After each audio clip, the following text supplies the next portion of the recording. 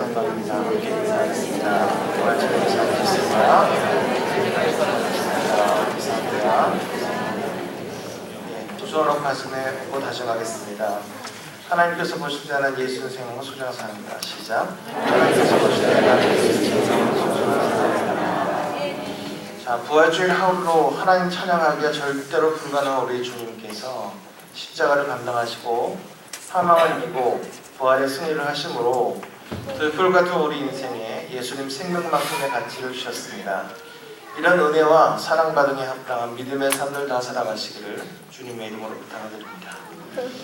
자, 오늘도 참으로 기쁘고 감사한 예수 부활을 기념하는 절기입니다. 우리가 평소에도 그렇게 예수님의 부활에 대한 감동과 감격에 겨워 사는 것처럼 보이지가 않는데 지금 이 나라 국민들의 가슴에 묵직한 돌 하나씩 안고 있는 것 같은 상황이라서 오히려 더 깊어진 고난 주간을 지나는 것 같다는 생각이 듭니다. 근데 그것도 맞는 것 같습니다. 우리 믿는 사람들이 다른 사람들의 고통과 슬픔에 마음을 같이 해서 같은 마음으로 큰 위로와 회복과 기적을 위해서 한 마음으로 기도하는 것 또한 우리 세상과 사람들을 향한 마땅한 자세라고 생각을 합니다. 모쪼록 지금의 이 상황을 우리 하나님의 전능하시고 온전한 손길이 강력하게 만져주시기를 간절히 소원합니다. 정말 안타깝고 답답한 것은 제가 몇 년 전 한 이맘때 그 봄나무를 캐러 다니던 사람들이 우리 교회 앞에서 차가 이제 다리 위에 떨어져서 사고가 난 것을 봤습니다. 그 중에 한 두 사람 정도는 거기서 즉사를 했고, 그래서 제가 예배 끝나고 바로 내려갔습니다. 그래서 그 사람들을 찾았는데 그 중에 한 사람 앞에 서서 제가 혹시라도 그 사람에게 생명의 끈이 있다면 기도하고 영접 기도를 시키려고 했는데 이미 죽어 있었습니다. 제가 생각했습니다. 이 사람의 영혼이 지금 얼마나 당하고 있을까. 지금 자기가 이렇게 될 줄 몰랐는데 영혼의 준비가 안 돼 있는데 좀 이렇게 가면 얼마나 이들이 당할까. 제가 세월호 사태를 보고 느끼는 게 또 그겁니다. 만약에 그들 중에 정말 자기가 죽을 줄 모르고 자기 인생의 주인이 누군지 모르고 살다가 갑자기 이를 만났을 때 그들의 영혼이 지금 얼마나 당하고 있을까. 이를 위해서 여러분이 아는 여러분의 가족과 여러분의 자녀들을 이 구원의 확신, 예수님의 복음 안으로 온전히 초청하시기를 주님의 이름으로 축원합니다. 자, 상황은 그래도 오늘은 부활을 기념하고 그 감격을 되새는 날이 많습니다. 사실 초대교회는 매 주일을 작은 부활절로 지켜왔다고 제가 오늘 새벽기도 때도 말씀을 드렸습니다. 매 주일 예수님의 부활을 상기시키면서 지금도 살아 역사하신 주님, 우리 모두의 부활에 참여를 계신 주님을 감사하고 감격하면서 그 기쁨과 감동의 능력으로 예수 믿음으로 치러내야 했던 현실의 고통스러운 삶을 이겨나갔던 겁니다. 그래서 이 부활의 감격은 1년에 한 분이 아니라 한 주간 내내 매일매일의 기쁨이고 실제적인 능력이 되어야 합니다. 이 부활의 감격과 능력으로 사는 삶이 바로 하나님 나라의 삶입니다. 이것은 변화한 삶이고 새로움의 삶이고 감격의 삶입니다. 죽음에서 깨어나고 새 생명을 얻은 삶은 그 어디나 하늘나라인 것입니다. 그렇기 때문에 부활의 소망과 확신이 있는 사람은 이미 이 세상에서 하나님 나라의 삶을 삽니다. 하나님의 나라는 이 세상의 나라와 대비되는 나라입니다. 유대인에게 있어서 나라는 유대 왕국입니다. 이상적인 다윗 왕국이 그들에게 필요한 나라였습니다. 이상적인 왕이 나타나서 이상적인 나라를 세우고 민족의 해방과 자유와 평을 누리는 것이 그들에게 있어서 가장 그리는 나라입니다. 그러나 예수님의 관심은 세상적이고 현실적 왕국이 아니라 영적 왕국입니다. 예수님이 가르치신 하나님 나라라는 것은 하나님의 주권이 임재한 것을 말하기 때문입니다. 서점에서 천천히 찾아보면 천국 얘기하는 책들이 적지 않습니다. 그리고 그런 책들이 또 집회가 주기적으로 유행처럼 나타났다 사라지곤 합니다. 그 중에 퍼시콜린가 펄시콜린가 하는 사람이 쓴 내가 본 천국이라는 책이 완전히 한국교회를 휩쓴 적이 있었습니다. 기독교 서적 중에 그런 베스트셀러가 없었습니다. 하지만 지금 이 퍼시콜린 박사인가 목사인가 하는 사람은 정체불명의 근본을 알 수 없는 거짓 사역자였고 이장님의 다미성교회와 이초석의 땅끝 예수단과 함께 대표적인 이단 사역자로 활명됐습니다. 하여튼 이 책에 보면 하나님 나라가 지구의 북극에서 수직으로 6시간을 가면 지구의 8배 크기의 천국이 있다고 합니다. 천국 옆에 지구의 4분의 1만한 기록실이 있어서 사람들의 모든 잘잘못을 기록한 방이 있다고 합니다. 그런데 아무래도 우리 하나님 나라는 이런 천국은 아닐 것 같습니다. 하나님이 꼭 이런 게 필요하시겠습니까? 우리 하나님 무슨 첨단 IT 재벌 기업의 총수 정도로 이해하는 건 아닌지 의심스럽습니다. 이런 식으로 개인의 심리적 체험이나 환상을 일반화시키고 마치 범사의 진리인 것처럼 주장하는 것은 굉장히 위험한 일입니다. 주관적 신앙 경험은 그 사람에게만 의미가 있을 것이 가능성이 높기 때문입니다. 우리가 성경에서 배우는 하나님 나라는 이런 가시적인 성격보다 하나님의 주권을 의미합니다. 로마서 4장 17절에는 하나님 나라는 먹는 것과 마시는 것이 아니요 오직 성령 안에 있는 의와 평강과 희락이라 이렇게 했습니다. 하나님 나라는 구체적으로 의로 다스려지는 것입니다. 이것이 하나님의 주권입니다. 이 세상 불의가 지배하지만 불의를 의로 바꾸는 것이 하나님 나라입니다. 평강에 있는 것입니다. 이 세상 나라는 평강하지 못합니다. 늘 불안하고 문제가 많이 있습니다. 그런데 하나님 나라는 평강입니다. 희락이 있는 것입니다. 이 세상은 기쁨보다 근심, 걱정, 염려가 더 많습니다. 그러나 하나님 나라는 기쁨만 있는 것입니다. 예수님 말씀에서 반드시 기억할 중요한 것은 하나님 나라가 우리 속에 있다고 하는 것입니다. 누가복음 17장 21절에서 또 여기 있다 저기 있다고는 못하리니 하나님의 나라는 너희 안에 있느니라 이렇게 말씀하십니다. 우리 안에는 이미 하나님 나라가 임재하고 있는 겁니다. 조지 맥도날드의 소설 공부와 고블린이라는 소설이 있는데요. 동화 같은 얘기입니다. 거기에 이런 말이 나옵니다. 가장 낮고 깊은 곳에서 훌륭하게 일어날 수 있는 사람일수록 저 높은 꼭대기도 쉽게 이해할 수 있는 겁니다. 왜냐하면 둘 다 따지고 보면 본질상 하나이기 때문이다. 사실 높은 곳과 낮은 곳은 서로 통합입니다. 그 극과 극은 통한다는 거죠. 그래서 산이 높으면 골짜기가 깊은 것입니다. 이 얘기는 하나님 나라와 현실의 삶이 별개가 아니라는 것을 설명하려는 것입니다. 그렇기 때문에 하나님 나라를 사는 사람들은 가장 현실적인 실제적인 삶도 살 수 있습니다. 또 하나님 나라의 시민들은 이 세상에서 가장 잘 살아야 될 책임이 있는 것입니다. 이렇게 우리 부활 신앙이 있어서 하나님 나라가 너무나도 중요한 이유는 첫째로는 예수님 삶 전체가 하나님 나라의 전파에 집중되어 있기 때문입니다. 예수님은 하나님 나라를 건설하신 분입니다. 천지 만물을 창조하시고 에덴 동산을 창설하셔서 아담에게 주실 때 하나님 보시기에 심히 좋았더라라고 하셨습니다. 하나님이 만드신 이 세상, 인간을 만드신 에덴 동산은 하나님 나라였습니다. 하나님이 만족하신 나라였습니다. 그것은 하나님 마음대로 다스리는 나라입니다. 이 나라가 하나님 나라입니다. 지금 이 에덴 동산의 자리라고 추정되는 이라크 쪽 지금 전쟁으로 폐허가 되어 있습니다. 바벨테베 유족들, 아브라함의 고향 갈대아 우르와 하란이 있는 곳, 또 유브라테스 강과 티그리스 강이 있는 곳, 인류 물망의 발상지라고 하는 이곳이 무너졌습니다.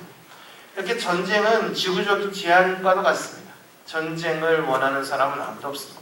그러나 때로는 하나님은 전쟁이라는 방법으로 하나님의 의를 나타내십니다. 예수님은 원래 예수님 자신이 만드신 나라를 회복하시러 이 땅에 오셨습니다. 이 세상이 파괴되지 않았으면 오시지 않았을 것입니다. 파괴됐기 때문에 오셔서 하나님 나라를 전파하십니다. 마태복음 4장 17절에는 이때부터 예수께서 비로소 전파에 이르시되 회개하라 천국이 가까웠느니라 라고 하십니다. 예수님은 공생을 준비하십니다. 40일간 금식하시고 시험을 당하셨습니다. 그리고 그 후에 첫 번째 선포가 하나님 나라였습니다. 예수님이 첫 번째로 선포하실 만큼 하나님 나라는 중요한 예수님의 선포의 내용입니다. 마태복음 9장 35절에는 예수께서 모든 도시와 마을에 두루 다니사 그들의 회당에서 가르치시며 천국 복음을 전파하시며 모든 병과 모든 약한 것을 고치니라라고 합니다. 예수님의 사역의 중요한 목적이 천국 복음이었다 이것입니다. 예수님께서 본격적으로 전파하신 것이 천국 복음입니다. 마태복음 10장 7절에는 제자들에게 가면서 전파하여 말하되 천국이 가까웠다 이렇게 말씀하십니다. 이렇게 제자들에게 권하신 것도 천국의 선포입니다. 마태복음 5장에서 심령이 가난한 자는 보기에는 천국이 저희 것이며 했습니다. 의를 위해서 핍박받는 자는 보기에는 천국이 저희 것이며 했습니다. 이것이 천국의 시민 자격을 가르치신 것입니다. 하나님 나라를 소유한 사람들은 모습이 이렇다 이런 것입니다. 마태복음 18장 3절에서는 진실로 너희에게 이르노니 너희가 돌이켜 어린아이들과 같이 되지 아니하면 결단코 천국에 들어가지 못하리라 하십니다. 천국의 입장권을 설명하고 있는 것입니다. 하나님 나라에 대한 가르침은 이외에도 무수합니다. 예수님의 관심은 이 세상 나라가 아니고 하나님 나라입니다. 예수님이 이 세상 나라와 하나님 나라를 엄격하게 구분하십니다. 어떤 사람들이 가이사에게 세금을 내는 것에 대해서 질문했을 때 예수님께서는 하나님의 것은 하나님께, 가이사의 것은 가이사에게 드리라고 합니다. 하나님 나라와 이 세상을 구분해 주신 것입니다. 요한복음 8장 23절에서 예수께서 이르시되 너희는 아래에서 났고 나는 위에서 났느니 너희는 이 세상에 속하였고 나는 이 세상에 속하지 아니하였다라고 하십니다. 이 세상 나라와 하나님 나라를 엄격하게 구분하셨습니다. 그래서 예수님은 이 세상이 아닌 하나님 나라에 속한 것을 알게 하시려고 그 전 삶을 바치셨던 것입니다. 둘째로 우리 부활신앙에 있어서 하나님 나라가 너무나 중요한 이유는 예수님의 부활 후 40일간의 세상에 계신 것도 하나님 나라를 증거하기 위함이었기 때문입니다. 예수님께서 부활하시고 바로 승천하지 않으시고 40일간 세상에 더 계신 것은 중요한 일이 남아있었기 때문입니다. 남아있는 일을 두고 갈 수가 없었습니다. 그래서 남아서 40일간 하셔야 했던 일은 부활을 입증하신 일과 하나님 나라를 증거하신 일이었습니다. 부활을 입증하시기 위해서 예수님 부활 후 15번 나타나셨습니다. 그리고 승천하실 때까지 꾸준히 하나님 나라를 증거하셨습니다. 40일이란 유대인이 잘 쓰는 수입니다. 노아가 방주를 다 만들고 나서 40주야 비가 내렸습니다. 호렙산에서 모세가 40주야를 하나님 대면하고 하나님 주시는 계명을 받았습니다. 출애굽한 이스라엘 백성들이 가데스 바다에서 정탐꾼을 보내서 가나안을 정탐할 때도 40일간 정탐을 했습니다. 블레셋 장군 골리앗은 40일 동안 이스라엘 군대를 위협하다가 다윗을 만나 죽었습니다. 예수님은 공생을 시작하자마자 40일간 금식을 하셨습니다. 40이라는 수는 유대인에게 매우 중요한 수입니다. 4라는 수는 땅의 수를 말하는 것이고 10은 세상적인 만수입니다. 끈이 꽉 찬 수라고 말합니다. 빈틈이 없습니다. 40일은 꽉 찬 날 동안을 의미합니다. 40일간 이 세상에서 마지막으로 할 일이 많으실 텐데도 예수님이 이날 동안 하신 것이 뭐냐? 하나님 나라를 증거하셨다는 겁니다. 마태복음 13장에 나오는 하나님 나라의 비유를 보시면 하나님 나라는 알아듣지 못한 이상한 나라처럼 보입니다. 천국은 마치 씨 뿌리는 자가 길가에 뿌리고 돌밭에 뿌리고 가시떨기에 뿌리고 옥토에 뿌린 씨와 같다 합니다. 천국은 좋은 씨를 제밭에 뿌렸는데 가라지가 난 것 같다고 합니다. 천국은 마치 겨자 씨와 같다고 합니다. 천국은 밭에 감추는 보화와 같다고 합니다. 천국은 진주장사와 같다고 합니다. 천국은 물고기를 모으는 그물과 같다고 합니다. 사람들은 이 말을 알아듣지 못했습니다. 그때 예수님이 귀 있는 자는 들으라고 말씀하셨습니다. 이게 무슨 나라입니까? 나라라면 국가의 왕이 누구고 요즘 같으면 어떤 형태의 나라인지 공화국인지 입헌군주제인지 이런 거, 또 국토가 어느 정도인지 중요 생산물이 이런 걸 소개해야 되는데 이것이 나라를 설명하는 것, 국가를 홍보하는 것인데 사람들은 예수님께서 돌아가기 전에 그렇게 말하지 않으심으로 못 알아들었습니다. 그리고 실제로도 알아듣지 못했습니다. 예수님은 부활하신 다음에 다시 하나님 나라에 관한 것을 가르쳐야 했습니다. 마태복음 12장 28절에 하나님의 나라가 이미 너에게 임하였다라고 하셨습니다. 하나님의 나라가 이미 임했다고 했지만 그들은 임한 것을 알지 못했습니다. 누가복음 10장 21절에서도 또 여기 있다 저기 있다고도 못하리니 하나님 나라는 너희 안에 있다고 했는데 그들 가운데 하나님 나라가 발견되지 않았습니다. 이렇게 얘기해줘도 믿지 못하는 사람들에게 예수님은 다시 40일간 더 세상에 계셔야 했습니다. 예수님 부활 후 40일간은 하나님 나라를 위한 소중한 기간이었습니다. 곧 하나님 나라로 돌아가셔야 되는데 이전에 꼭 해야 될 일이 있었습니다. 얼마 후면 떠나는 입장에서 간절하고 황급하게 전한 것, 그것이 바로 하나님 나라였다라는 것입니다. 셋째로 우리 부활신앙에 있어서 하나님 나라가 너무나 중요한 이유는 부활 후에 사도들 역시 하나님 나라를 증거했다는 겁니다. 제자들은 예수님께 십자가에 죽으시기 이전에는 하나님 나라에 관해서 아무리 얘기해도 알아듣지 못했습니다. 예수님이 부활하신 후에 그들은 그 말씀이 이해됐습니다. 예루살렘에 입성하실 때만 하더라도 그들은 알아듣지 못해갖고 세상 나라의 자리다툼을 하던 사람들입니다. 근데 이제 예수님이 말씀하신 나라는 이 세상 나라가 아니라 저 세상의 나라인 것을 알았습니다. 하나님 나라가 유일한 소망이고 궁극적인 목적인 것도 알았습니다. 사도행전 8장 12절에는 빌립이 그 후에 사마리아에 가서 전도하는 장면이 기록되어 있습니다. 하나님 나라 및 예수 그리스도의 이름에 관해서 전도했다 했습니다. 승천 후에 제자들이 전하는 것은 하나님 나라밖에 없습니다. 사도행전 14장 22절에서 바울이 루스드라와 이고니온과 안디옥에서 하나님 나라에 들어가려면 많은 환난을 겪어야 할 것이다 라고 외칩니다. 사도행전 19장 8절에서 바울이 에베소에서 석 달 동안 담대히 하나님 나라에 대해 강론하며 권면했다. 이렇게 되어 있습니다. 사도행전 28장 31절에 바울이 로마에서 이태 동안 머물면서 하나님 나라를 전파하며 주 예수 그리스도에 관한 모든 것을 담대하게 거침없이 가르쳤다라고 했습니다. 이게 사도행전의 결론입니다. 사도들이 한 일은 이것들입니다. 지금도 사도행전은 끝나지 않았습니다. 지금도 계속 하나님 나라는 전파되고 있습니다. 예수 믿고 천국 갑시다. 이게 초기 한국교회 전도 구호였습니다. 많은 사람들이 한국교회 기복적이라고 말하는데 그렇지 않습니다. 한국교회는 초기에 하나님 나라가 선포의 중심 주제였습니다. 예수 믿고 복받는 것이 아니라 구원받고 하늘나라 가자는 것이었습니다. 하나님 나라가 절대 소망이었습니다.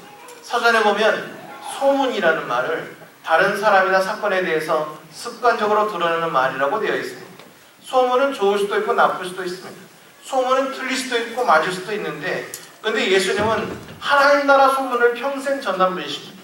하늘나라 소문은 거룩한 소문입니다. 기쁨의 소문이고 아름다운 소문입니다.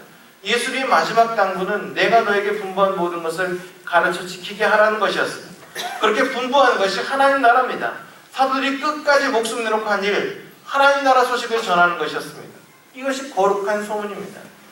오늘도 롤 하저드라는 사람이 영성을 찾아서라는 책에서 현대에는 교회에 관해서는 휴가 중이다. 하나님 나라는 원하지만 교회는 원치 않는다. 이런 말을 했습니다. 여러분 휴가는 아니시죠? 여러분 다 우등생이 되시기 바랍니다. 하나님 나라는 교회의 연장입니다. 교회에 관해서 휴가면 하나님 나라도 휴가가 될 수 있습니다.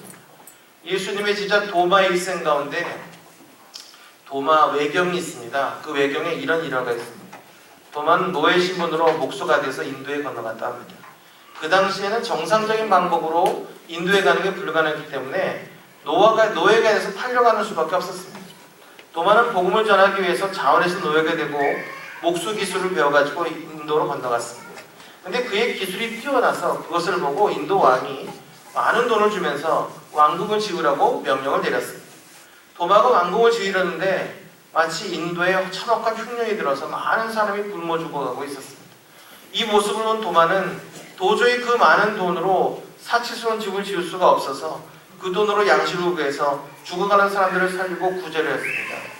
길이 돼서 왕이 살펴보니까 궁전은 되어 있지 않고 돈은 도마가 다 섭외하고 써버렸습니다. 왕이 노해서 도마에게 사형원도를 내리고 죽일 날짜까지 지정했습니다. 그런데 도마의 사형 집행 전날에 왕의 사촌 동생이 죽었습니다. 죽어서 하늘나라에 가서 묘한 환상을 보고 뛰어나 돌아왔습니다. 하나님 나라에 가보니까 굉장히 화려한 큰 궁전이 하나 있는데 너무 좋아서 곁에 가보니까 그것이 바로 자기 형인 인도 왕의 궁전이었다는 겁니다. 그래서 천사한테 이 궁전을 누가 지었느냐 물었더니 사도 도마가 왕을 위해 지은 것이다 라고 대답했다는 것입니다. 그러다가 깨어나서 돌아와서 그 사실을 형에게 얘기해 줍니다. 그때 왕은 깜짝 놀랍니다. 도마를 사형 집행하려던 참인데 그가 자기를 위해서 하나님 나라에 큰 궁정을 세웠다는 겁니다. 그래서 왕은 도마를 석방시켜주고 오히려 도마의 말을 따라서 개종해서 예수를 믿게 되고 도마를 놓아서 힘써 복음 전도를 했다는 얘기입니다. 현세만 바라보던 왕의 눈이 열려서 하나님 나라를 바라보고 하나님 나라의 부활을 보았을 때 그 생명이 변화되고 풍부해지고 아름다워지고 거룩해졌던 것입니다. 가톨릭 신학자인 한스핑은 목사가 교회를 향한 파송된 성직자라면 평신도는 세상을 향해 파송받은 성직자다라고 말했습니다. 여러분 모두가 파송받은 성직자입니다. 세상에서 하나님 나라 소문을 전파해야 될 성직자입니다. 여러분 제가 처음에 이 교회에 왔을 때 저에 대한 좋은 소문 내달라 했습니다.